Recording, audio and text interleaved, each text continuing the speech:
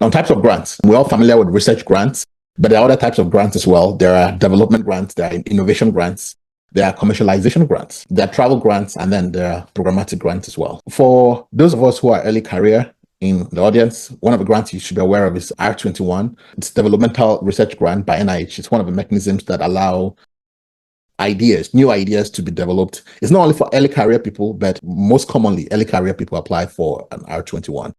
You sometimes use it for pilot or feasibility studies. It allows you to get funding for up to 2 years. The total funding for the 2 years is no more than $275,000. And so it's a very viable mechanism for, you have a great idea and you just want to develop proof of concept.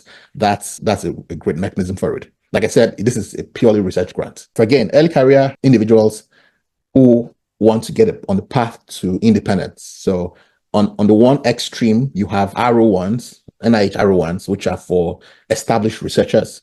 But how do you shepherd people? How do you mentor people to apply for R01s? Well, you start from a training grant like, a K Awards. So here, for example, K99 Awards.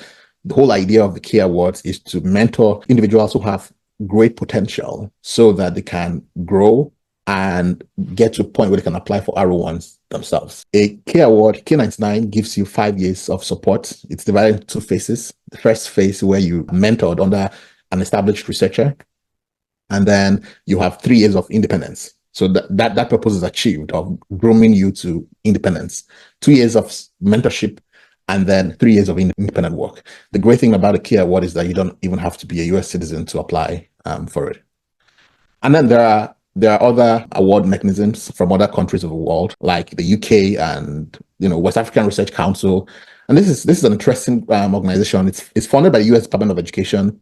They don't have a whole lot of money, but they give a few thousands of dollars for travel or for dissertation or thesis. So if your budget is not more than $5,000 for anything, well, you could look at WARA, West African Research Council or Association. CDC Foundation they're not typically grants, but again, for those who are in the business of research, if they offer or they put out RFAs, request for funding announcements, where they ask you to deliver work. So you might be asked to do a survey or a large study or whatever it is. Just it's a great mechanism for those who maybe want to become consultants in research and get paid for it. Obviously, you can definitely look at the CDC Foundation website for that. It's an example of industry grants.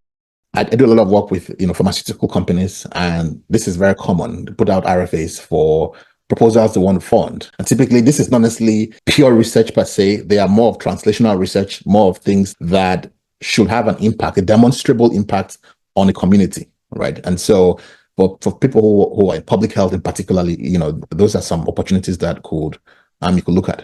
Where do you search for grants? There are many places. I use Pivot a lot, but there are others that you could search for. The good thing about Pivot is I love it because you can flag an announcement such that when something else like that comes in the future, it sends an email to you. But there are others that you can search. Grants.gov is a good one, but obviously it pulls out announcements only for grants that come from a US federal government, whereas Pivot pulls from around the world.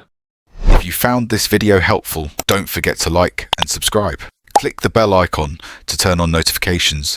Got questions or suggestions? Drop them in the comments below, and remember to share this video with your friends and colleagues who might find it useful.